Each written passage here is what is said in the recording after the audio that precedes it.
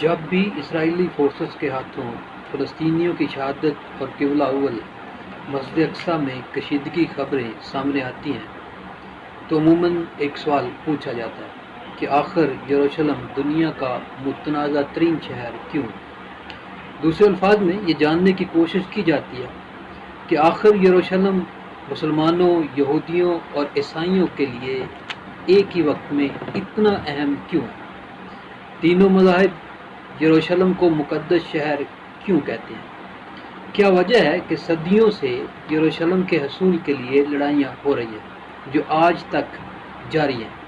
یہ انتہائی دلچسپ کہانی ہے اور یہ بھی واضح ہے اس مسئلے کا حل شاید کبھی بھی ممکن نہ ہو سکے۔ یروشلم اسرائیل اور عرب ممالک کے درمیان کشیدگی کی سب سے بڑی وجہ بھی ہے۔ یروشلم دنیا کے قدیم ترین شہروں میں سے ایک ہے۔ اس شہر کو 4 حصوں میں تقسیم کیا گیا ہے۔ شہر کے چاروں جانب دیوار ہے جس کے اندر دنیا کے بہت سے مقدس مقامات ہیں اور ہر حصے کی اپنی مخصوص آبادی ہے۔ یروشلم شہر کے مرکز میں ایک قدیمی شہر ہے اور تاریخی فن تعمیر کے نمونوں سے مالا مال ہے، جس کی تنگ گلیاں ہیں۔ اگر کوئی اجنبی جائے تو شاید اپنی پہچان بھی بھول جائے۔ یروشلم شہر میں عیسائیوں کے 2 علاقے ہیں۔ مسیحی علاقے میں کنیسۃ القیامہ ہے جو دنیا بھر میں عیسائی کمیونٹی کے لیے انتہائی احترام کا حامل ہے۔ پہلی وجہ جو ہم اس میں ڈسکس کر رہے ہیں کہ عیسائیوں کے لیے یروشلم کیوں اہم ہے۔ روایات میں کہا گیا ہے کہ یہی وہ جگہ ہے، مطلب کنیسۃ القیامہ ہی وہ جگہ ہے جہاں حضرت عیسیٰ علیہ السلام کو مصلوب کیا گیا تھا، مطلب انہیں سولی پر لٹکایا گیا تھا۔ اس کو کیلوری کا پہاڑ کہا جاتا ہے۔ روایات میں یہ بھی کہا گیا ہے کہ حضرت عیسیٰ علیہ السلام کا مقبرہ یہی ہے اور بعض کے مطابق یہیں سے حضرت عیسیٰ علیہ السلام کو آسمان پر اٹھا لیا گیا تھا۔ اس چرچ کا انتظام عیسائی برادری کے مختلف فرقوں کے پاس ہے۔ ہر سال لاکھوں عیسائی یہاں آتے ہیں اور دعا کے ساتھ توبہ بھی کرتے ہیں۔ یہ عیسائیوں کا کنسیپٹ ہے اباؤٹ حضرت عیسیٰ علیہ السلام۔ حضرت عیسیٰ علیہ السلام جو اللہ کے نبی ہیں، حضور سید عالم صلی اللہ علیہ وسلم سے پہلے کا آپ کا زمانہ ہے۔ حضرت عیسیٰ علیہ السلام کے بارے میں جو کرسچن کمیونٹی ہے ان کا یہ عقیدہ ہے کہ حضرت عیسیٰ علیہ السلام کو سولی دیا گیا اور آپ نے مصلوب ہو کر جو ہے ان کے تمام گناہوں کا آپ کفارہ بنے۔ تو یہ ان کا کانسیپٹ ہے، یہ ان کا تصور ہے، ان کی کتب کے اندر موجود ہے۔ جبکہ اسلام کا جو تصور ہے، جو اسلام کی جو تعلیمات ہے حضرت عیسیٰ علیہ السلام کے بارے میں، قرآن مجید میں سب سے پہلی بات یہ ہے کہ اللہ نے ارشاد فرمایا کہ وَلَا تَزِرُ وَازِرَةٌ وِزْرَ أُخْرَىٰ، کہ قیامت والے دن کوئی شخص کسی دوسرے کا بوجھ نہیں اٹھائے گا۔ ہر شخص جو ہے وہ اپنے اعمال کا ذمہ دار ہے۔ ایسا نہیں ہے کہ کوئی شخص گناہ کرے اور اس کو گناہ کا کفارہ کو دوسرا شخص جو ہے وہ نہ کرے۔ دوسرا، حضرت عیسیٰ علیہ السلام کے بارے میں جو ان کا عقیدہ ہے کہ آپ کو سولی دیا گیا، تو قرآن نے یہ کہا، پارہ نمبر 6 ہے، اس کے اندر ارشاد فرمایا وَمَا قَتَلُوهُ وَمَا صَلَبُوهُ وَلَٰكِن شُبِّهَ لَهُمْ، کہ نہ ان کو قتل کیا گیا اور نہ حضرت عیسیٰ علیہ السلام کو سولی دیا گیا، لیکن یہ معاملہ ان کے لیے مشتبہ ہو گیا۔ اس سے یہ پتہ چلتا ہے کہ حضرت عیسیٰ علیہ السلام کو سولی نہیں دیا گیا اور نہ ہی آپ کو قتل کیا گیا۔ دوسری آیت کے اندر یہ بات کیا بل رفع اللہ علیہ وکان اللہ عزیزا حکیما، کہ بلکہ اللہ نے ان کو اوپر اٹھا لیا، زندہ اٹھا لیا، اور اللہ جو ہے وہ غالب ہے اور وہ حکمت والا ہے۔ اور احادیث کے اندر اس کی تشریح بیان فرمائی گئی ہے کہ قرب قیامت کے اندر، جہاں پر قرب قیامت کی جو علامات ہیں اس کے اندر ایک یہ بھی ارشاد فرمایا کہ حضرت عیسیٰ علیہ السلام قرب قیامت میں آپ تشریف لائیں گے اور دجال کا خاتمہ آپ کے ہاتھوں کے اوپر ہوگا۔ حضرت امام مہدی علیہ السلام جو ہیں ان کی امامت کے اندر آپ باقاعدہ طور پر نماز ادا کریں گے۔ اس طرح پوری دنیا کے اندر اسلام کا بول بالا ہوگا، اسلام پھیل جائے گا۔ اس کے بعد آپ دنیا سے تشریف لے جائیں گے۔ آپ کا وصال جو ہے طبی وصال ہوگا، اور اس کے بعد گنبد خضرا کے اندر رسول اکرم صلی اللہ علیہ وسلم کے پہلو کے اندر جو ہے حضرت عیسیٰ علیہ السلام جو ہے آپ کا بھی مقبرہ جو ہے وہ بنایا جائے گا۔ تو اس طرح حضرت عیسیٰ علیہ السلام جو ہے آپ کو جب آسمان دنیا سے اٹھایا گیا تقریباً آپ کی 33 سال 33 ایئر کے قریب آپ کی عمر تھی، اور تقریباً اتنی ہی عمر کے اندر جو ہے آپ تشریف لائیں گے اور دنیا کے اندر کچھ سال آپ رہیں گے، اور اس کے بعد پھر آپ کو تبھی موت آئے گی اور آپ کا جو مزار مبارک ہے حضور علیہ السلام کے پہلو کے اندر بنایا جائے گا۔ یروشلم میں اگر مسلمانوں کے حصے کی بات کی جائے، اب اگر ہم مسلمانوں کے حوالے سے دیکھیں کہ یہ شہر کیوں اہم ہے، تو یروشلم میں اگر مسلمانوں کے حصے کی بات کی جائے تو مسلمانوں کا علاقہ چاروں علاقوں میں سب سے بڑا ہے، اور یہی ڈوم آف دا راک اور مسجد الاقصی واقع ہے۔ یہ ایک سطح مرتفع پر واقع ہے جسے مسلمان حرم شریف یا بیت المقدس کہتے ہیں۔ مسلمانوں کا ایمان ہے کہ مسجد الاقصی میں اللہ کے محبوب اور آخری نبی صلی اللہ علیہ وسلم نے تمام انبیاء کی امامت کی، اور یہیں سے معراج کا سفر شروع ہوا۔ مسجد الاقصی اسلام کا تیسرا سب سے مقدس مقام ہے۔ ایک اسلامی ٹرسٹ اس مقدس مقام کا انتظام و انصرام سنبھالتا ہے۔ ہر روز مسلمان اس مقدس مقام پر آتے ہیں اور نماز ادا کرتے ہیں۔ رمضان اور جمعے کے دن یہاں بہت زیادہ رش ہوتا ہے۔ اب مسجد اقصی کے بارے میں جانتے ہیں کہ اسلام میں اس کا کیا تصور ہے۔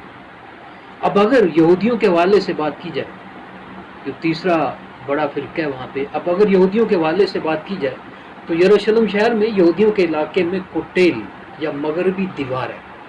یہ وال آف دا ماؤنٹ کا باقی ماندہ حصہ ہے۔ کہا جاتا ہے یہودیوں کا مقدس مقام اسی جگہ تھا۔ یہودیوں کا یقین ہے کہ یہ وہ جگہ ہے جہاں سے کائنات کی تخلیق ہوئی، اور یہ پیغمبر ابراہیم علیہ السلام نے اپنے بیٹے اسحاق کی قربانی کی تیاری کی۔ یہ یہودیوں کا کنسیپٹ ہے، جبکہ مسلمانوں کے عقیدے کے مطابق حضرت اسماعیل کی قربانی کی بات کی گئی۔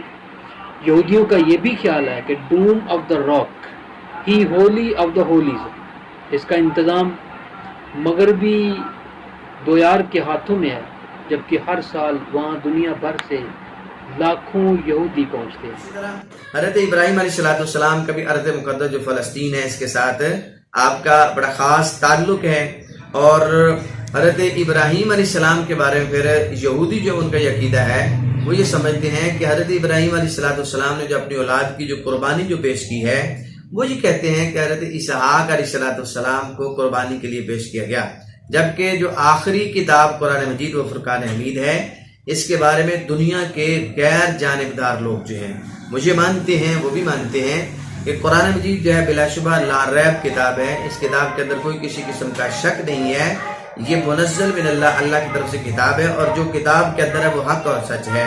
تو اس کے مطابق اس کی جو تمام تاریخ ملتی ہے تو حضرت اسماعیل علیہ السلام جو ہے ان کو بطور قربانی کی جو پیش کیا گیا، تو یہ قرآن نے بیان کیا، اور جو مفسرین ہیں انہوں نے تفصیل کے ساتھ باقاعدہ دلائل کے ساتھ کتابوں کے جو مآخذ ہیں ان کے ساتھ بیان کیا کہ حضرت اسماعیل علیہ السلام جو ہے ان کو قربانی کے لیے پیش کیا گیا۔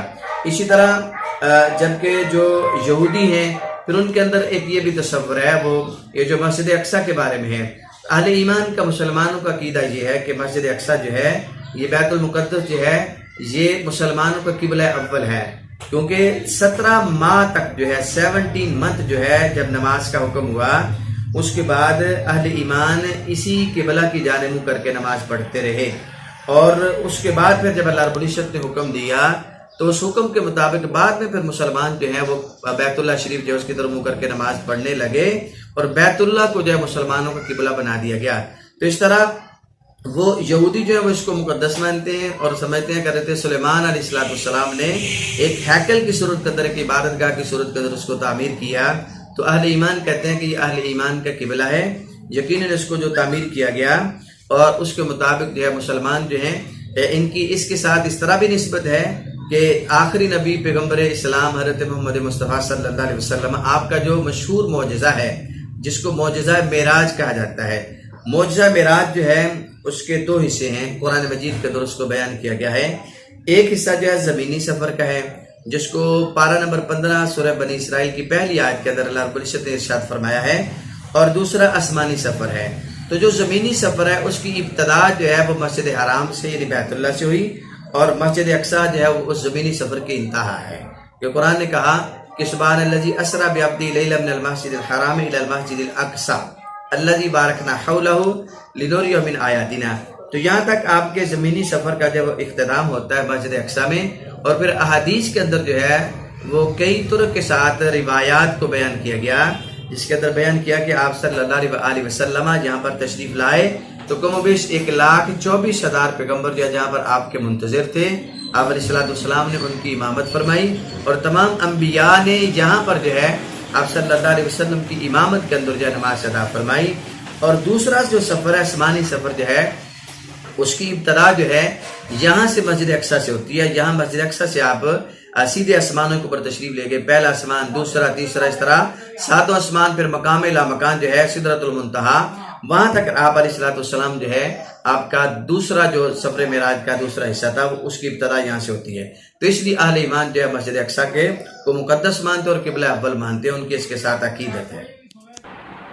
یہ وہ 3 اہم وجوہات جس وجہ سے یروشلم مسلمانوں، عیسائیوں اور یہودیوں کے لیے یکساں اہمیت کا حامل ہے اور دنیا کا متنازع ترین شہر۔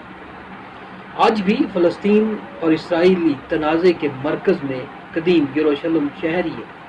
یہاں کے حالات میں معمولی سی تبدیلی کئی بار تشدد اور بڑی کشیدگی کا باعث بن جاتی ہے۔ یروشلم نہ صرف مذہبی طور پر اہم ہے بلکہ سفارتی اور سیاسی طور پر بھی بہت اہم ہے۔